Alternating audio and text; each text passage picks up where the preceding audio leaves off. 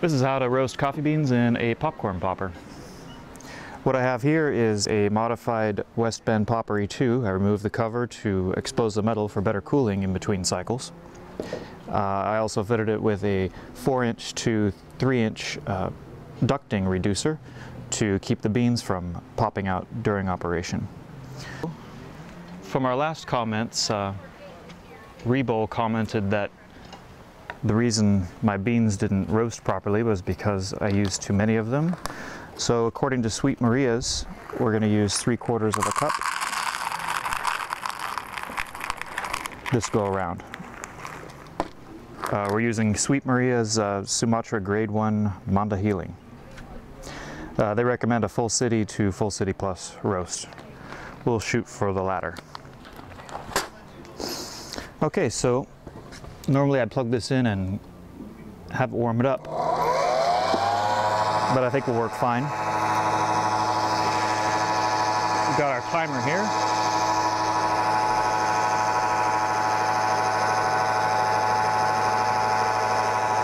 And pour the beans in. Now this is quite a bit of beans and you're not getting a lot of jumping from the bottom to the top. So to make sure they all kind of get to an even temperature, I have a bamboo stirring stick.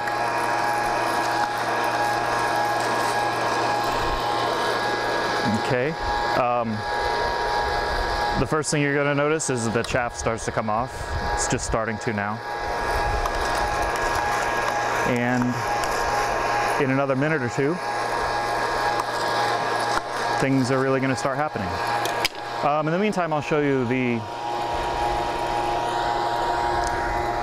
cooling unit we got hooked up. It is a 2-gallon paint bucket that I have put a 4-inch axial fan on. I think it's 105 cubic feet per minute. And I notched the notches in it. This is a stainless steel colander from a food supply store. Works pretty well. Also, thanks to the comments from Mark and Tiffy, my roast was happening so fast because I was plugging the unit directly into the receptacle, and they suggested that I use an extension cord, which will reduce the amount of power going to the popper and thus increase your roast time, which I guess is a better thing. Makes sense. About 3.5 minutes in and the beans are starting to change color. A little bit more chaff's coming off. 5 minutes in and I think we're starting to hear the first crack. And the beans have started to reduce in weight or density, and you can see that they're visibly dancing around a lot more.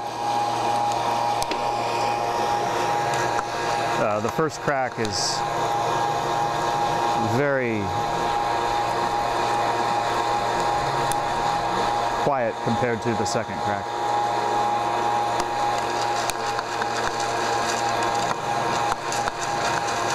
Stir it up to get rid of some chaff here.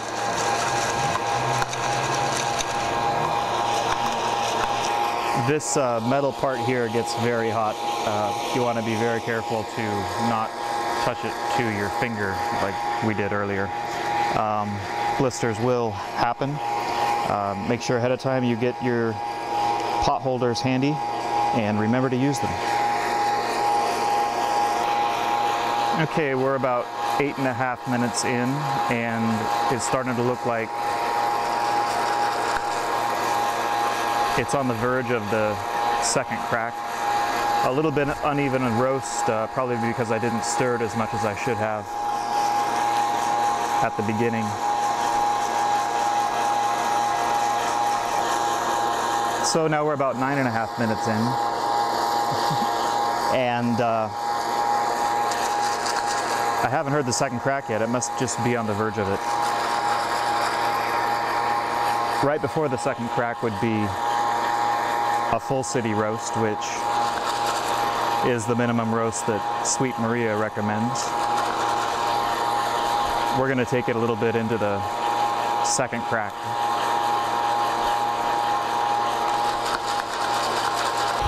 Oh, what's that? 10 minutes in, there's the second crack.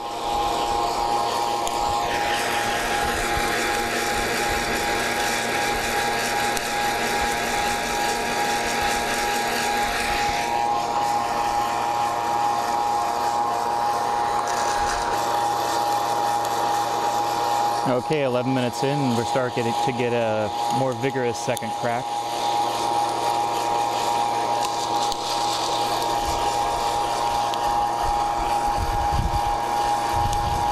If I had preheated the popper like I normally do, we would have been done by now at about 8 minutes from our previous roasts. But because we're starting cold, it's going to take a couple minutes longer. Okay, that's pretty vigorous. I can see bean shrapnel coming out the top of it there. Take our beans, put them in the colander, and plug in the fan.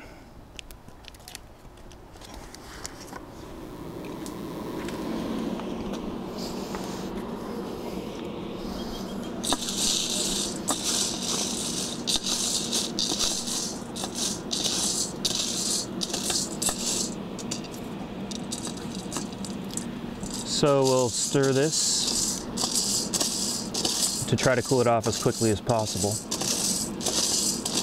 so the roast doesn't proceed any further than what we want. These are really hot, but you can see right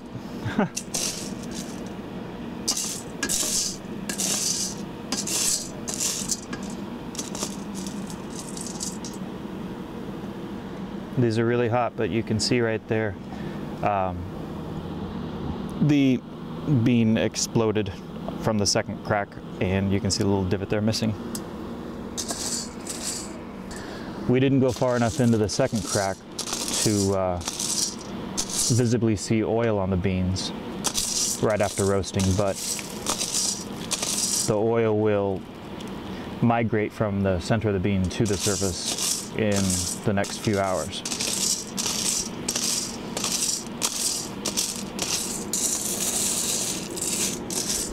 If you're doing a lot of sequential roasts, because these only hold about 3/4 of a cup, the popper will get pretty hot, and just to help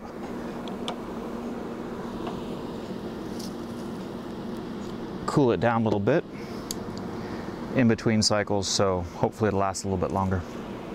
Can you see the fan? Okay, that's about it. Okay, we're 15 minutes from the time that we started roasting.